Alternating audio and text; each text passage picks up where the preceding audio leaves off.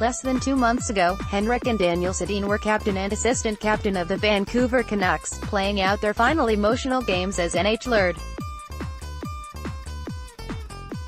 Now fresh into retirement, the Twins are shifting their focus from a life spent on the ice to a more family-focused phase. They're even coaching their kids' soccer teams, and have had time to look back on the 17 seasons they shared with the Vancouver Canucks.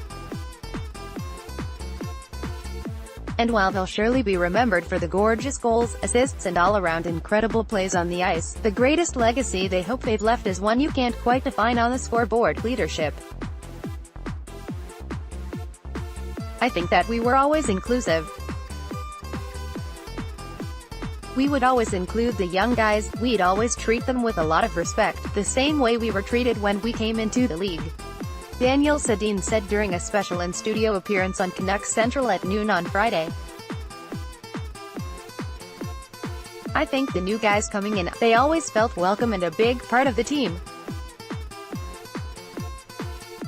Regardless of what we did on the ice, I think off the ice is more important to us.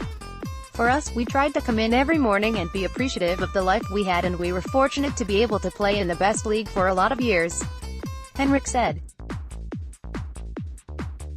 When we came in, it didn't matter if Daniel had scored 4 goals the night before or if we'd lost 5-2. We tried to come in every morning, be positive, and do the things that you have to do if you're a professional hockey player. And that's what we've done throughout the years, and that's what made us successful. The beloved Canucks legends addressed several topics during the hour-long chat, which is definitely worth a listen. Above.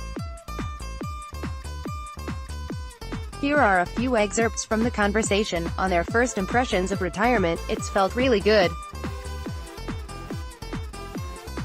It's tough to watch playoffs now for sure, but that's the case every year when you miss it.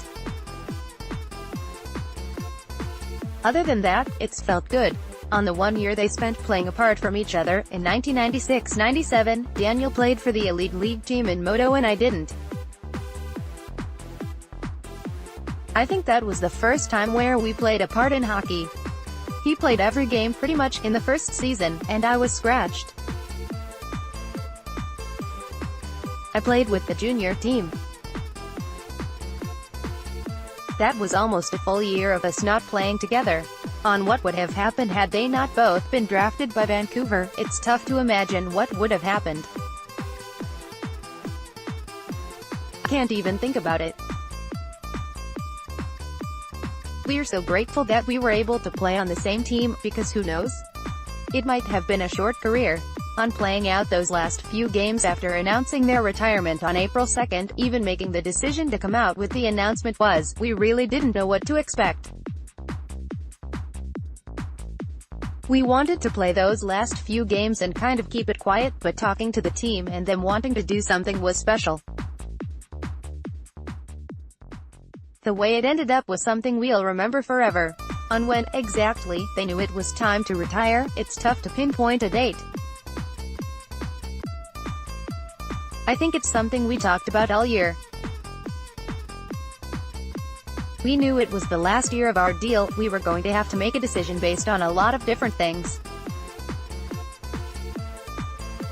Throughout the year we put a lot of thought into it, and around Christmas maybe or the weeks after that, I think it became clear to us. On where their final home game ranks in their shared career, it ranks very high for us. It felt like a playoff atmosphere, and even though you could feel it, no one were really nervous about the game.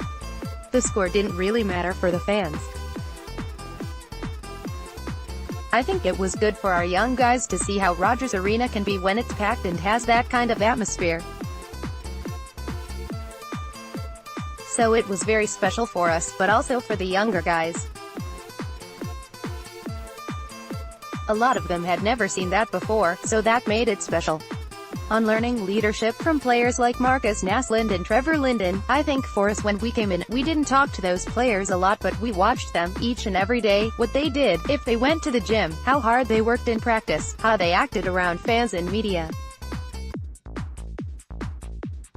That's something we did when we were young, and I hope that the young guys now do the same thing. I don't think you need to talk to them so much as if you can watch and learn. I think that's equally as important. On where they see the Canucks leadership going forward, I think for sure when we stepped away there's going to be other guys that are going to be more vocal or take on that role because we're leaving. I think it's very natural to maybe sit back or not take charge when you have older guys around, so that's going to be one way of getting more leadership. There are guys in the room that are big leaders right now, that we've seen in the past couple of years. The older guys, Brandon Sutter, Alex Edler, Kristen Ave is a leader in his own way. New guys coming in like Michael Del Zotto and Sam Gagner as well. So they have leadership. And also in the young group, you have a different kind of leadership, maybe, with Bo Horvat and even Sven Baertschi, and those guys. There's a lot of guys in there, and they're going to have a chance now to step up. On watching the progress of Elias Pettersson, who just signed his entry-level deal, he looks amazing. I've only seen highlights and little bits and pieces here and there, but he looks like the real deal.